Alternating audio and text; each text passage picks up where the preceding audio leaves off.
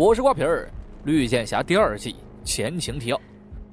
奥利弗对罗伊袒露了身份，并正式将他纳入绿箭侠小队。刺客联盟2姐妮萨亲自来到星城，他对萨若的爱远高于联盟。见萨若不愿意重返刺客联盟，便以雷小谷之名将其放逐，还给萨若自由人的身份。就当奥利弗以为可以踏实几天的时候，斯莱德突然出现在家中，无形中带来一股巨大的压迫感。奥利弗表面看似稳如狗，心里却早就慌得一批。斯莱德特意带来一瓶酒，和当年他们在岛上喝的一模一样，可惜早已物是人非。斯莱德和莫伊拉唠着各种家长里短，说起自己有个已故的爱人之时，目光刻意瞄向了奥利弗。趁老妈不在，奥利弗尝试过偷袭，可自己根本就不是他的对手。只要斯莱德愿意，今天就能让奥利弗家人整整齐齐。不知威胁的妈妹俩拉着斯莱德参观豪宅里的各种艺术品，奥利弗跟在后面敢怒不敢言呢。每经过一个顺眼的艺术品，斯莱德总会在跟前停留一会儿。奥利弗偷偷给菲利西蒂拨打了电话，别人可能听不出来，但萨若对斯莱德可是相当了解。这种级别的对手，他们必须倾巢出动，还得动用小队里目前火力最猛的武器罗伊。迪哥也早早架起了他娘的意大利狙击炮，所有人都做好了玩命的准备。罗伊假装找西亚约会，进门跟奥利弗对了个眼神，从握手开始就跟斯莱德较上劲儿了。萨若也翻上了2楼，装作刚睡醒的样子。看到萨若还活着，斯莱德不禁想起了小东，现在能打的全部就位，就等奥利弗一声令下围殴斯莱德。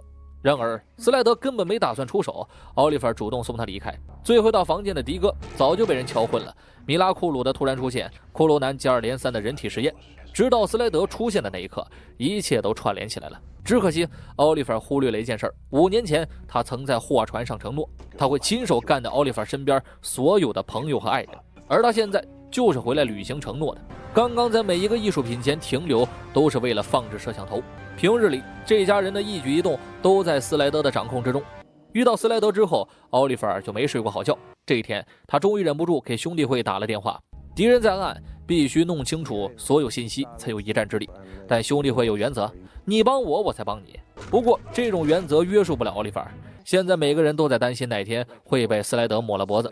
像菲利西蒂这种毫无还手之力的，迪哥着重照顾了很多天，好不容易抽出一天时间陪老婆阿曼达又出来搞事情，而且这次还专门请迪哥夫妇出山。一种神经毒素流窜到了坎达格，毫升剂量就足以伤及方圆10几公里，威力之大不容小觑。鉴于国际压力，军队不方便插手，这一切很有可能跟卡迪尔有关。卡迪尔是在国际上都小有名气的军阀，之前打算购买地震仪器的人也是他。当年在阿富汗服役时，迪哥对他有过恩情，所以这件事儿迪哥出马最为合适。阿曼达自然不会只让他们2个出发，这也是为什么他在数周前组建了自杀小队的缘故。死亡射手劳顿、青铜虎特纳以及炸弹客，还有被抛弃的哈利。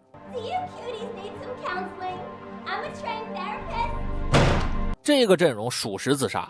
抵达坎达格后，小队开始行动。迪哥率先扮成富豪偶遇卡迪尔，随后死射开枪射击。迪哥再次救了卡迪尔，趁着肢体接触顺走了手机。一切顺利，小队准备撤退。炸弹客就好像脑子有泡一样，一脚油门开溜，准备闷声发大财。下一秒，阿曼达就用实际行动证明了他脑子里确实有泡，脑子里塞炸弹就是阿曼达的后手，手段残忍，不把人当人呢。迪哥都后悔趟这趟浑水了，也幸亏有个死射供他消遣。一开始的深仇大恨，到现在居然有点朋友那味儿，还聊起了死射的小女儿佐伊。没一会儿，劳顿利用手机里的资料山寨了一个邀请函，一行人顺利进入了晚宴。场面任务都交给了迪哥，脏活累活都是死射自己干。看见神经毒素的时候，死射都懵了。说好的能随身携带呢，你他喵的给我整了1吨！上报情况后，阿曼达直接让莱拉他们撤退，留死射在现场等待指示。阿曼达已经派出了无人轰炸机，显然这是要卖队友了。不仅仅是死射，宴会上所有人都会牺牲，疏散平民是个麻烦事儿。迪哥当着所有人的面戳穿了卡蒂尔拥有毒素的事儿，场面一度陷入了恐慌，平民们开始纷纷逃跑。迪哥直奔地下室，对死射谈不上什么兄弟情谊，但也不能白白的看着他被利用抛弃。他们脑子里都是有泡的，不管是去是留，结局都是一死。死射清楚这点，所以想让自己死得体面，让一代神枪手光荣下播。迪哥只能搬出佐伊，让他冷静。孩子没了爹，可就成了孤儿了。等迪哥带着他离开建筑时，无人机也改变了路线。阿曼达一开始就打算连同死射和神经毒素一起消灭，所以目标一直都是死射的位置。众人不多逼逼，拿起青铜虎的钢爪就来了个开颅手术，赶在导弹发射前捡了一条命。可天影会无缘无故在别国动用无人轰炸机，人家自然不乐意了。然而这些已经跟迪哥无关了，阿曼达得亲自去擦屁股，谁让他这么阴险呢？昨晚死射那英勇的举动着实感动了迪哥，从今日起他把死射当成了异父异母的亲兄弟。奥利弗这边还在不停地调查斯莱德的踪迹、地址、交易记录、通话记录等等。斯莱德没有在这个世界上留下任何踪迹，城中发生一起抢劫案，绿箭侠赶到时犯人已经落网，出手的正是斯莱德。斯莱德就这么直直地看着远处的奥利弗，没有出手也没有出声，只在天台上留下了一个瞎了眼的面具，那是他们兄弟情谊恩断义绝的见证。奥利弗的心理压力越来越大。第二天，兄弟会查到了斯莱德新注册的银行账户，这是他们最后一次出手帮忙，以后谁也别麻烦对方。斯莱德已经影响了奥利弗的判断力，整天不吃不喝不睡，不停地调查斯莱德，没了那不击不溃不忒不平的麻辣鸭舌。当时只有一个选择，小东和萨软活一个。斯莱德不会理解他当时有多难。现在情况特殊，奥利弗不能跟萨软太过亲近，否则斯莱德会利用萨软来伤害奥利弗。菲利西蒂查出了银行账户的地址，与其坐以待毙，不如主动出击。虽然这种行为等于自杀，但是奥利弗还是决定一个人前往。赶到后，房间里根本没有斯莱德的踪迹，只剩下兄弟会头目的尸体僵硬地坐在椅子上，右眼还插着一支箭。墙上则是不停地播放着小东生前的视频，这等于把奥利弗心底的伤疤重新撕开，又撒了一把盐呢。什么叫心态崩了？奥利弗这次心态就崩了。斯莱德对他的了解甚至超过了他自己，这是个不可能打败的对手。若不和朋友爱人一起面对，迟早会被玩死。萨拉比钢铁侠还刚，他已经不是5年前岛上那个柔弱女子了，斯莱德不可能轻轻松松干掉他。几天后，天影会遭到突袭，等待阿曼达的人正是奥利弗。斯莱德还活着，这种事儿对阿曼达来说都太不现实。米拉库鲁有多恐怖，他们都清楚，只不过阿曼达的手里线索不多。近年来，一名雇佣兵所到之处横尸遍野，几乎游历了全世界，最终来到了星城。他就是丧钟斯莱德。之后的日子里，奥利弗跟萨拉照常打击罪犯，但也没有忽略斯莱德的存在。结果今天抓住的这帮犯罪头头，居然是海伦娜的父亲弗兰克。弗兰克被捕，女猎手的到来只是时间问题。黑老大弗兰克之女海伦娜，又称是奥利弗的前女友分之一。一场前女友间的战斗即将打响。弗兰克被捕后，检察院第一时间联络了罗罗。这种案子还得有主角来啊！路人要是接了，那100%要被灭口啊！菲利西蒂查到海伦娜正在前往星城，鸳鸯义警加罗伊直接截停汽车，司机冲着罗伊就是一枪，气得罗伊的碎瓜拳都在虚里了。海伦娜又何尝不知道奥利弗他们的伎俩？司机不过是花钱买的障眼法，他本人早就进入城里了。众人商量进一步计划的期间，罗罗任职弗兰克一案律师的新闻已经上了电视。接了这个案子，迟早会成为海伦娜父女间的牺牲品。萨拉第一时间的反应就是让奥利弗做好充足的准备，若是罗罗遇难，最好射杀海伦娜。为了避免前女友们出事，奥利弗直奔检察院，他还是跟罗罗待在一起比较好。然而海伦娜已经杀到，直接干掉弗兰克的机会就这么轻易的摆在面前，奥利弗赶紧站出来阻止他。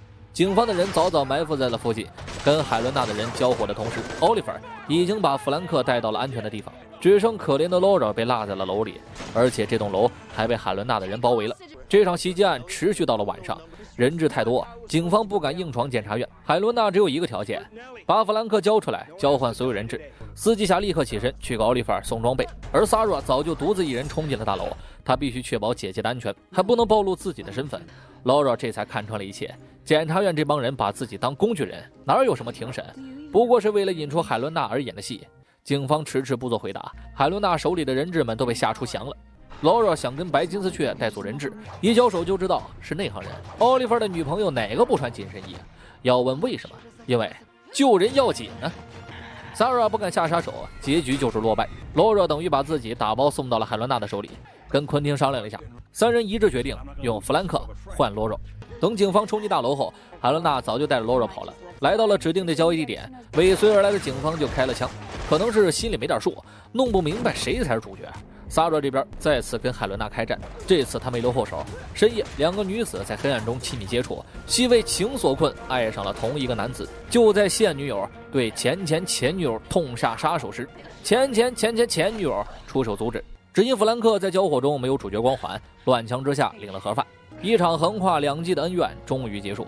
海伦娜受到了法律的制裁，复仇并没有给她带来解脱，反而让生活变得更加空虚。比死还恐怖的是孤独。看着奥利弗时，眼泪止不住的往下流啊。罗若则是利用检察院利用他的这件事儿，成功帮自己拿回了律师的职位。毕竟对付不要脸的人，只能更不要脸。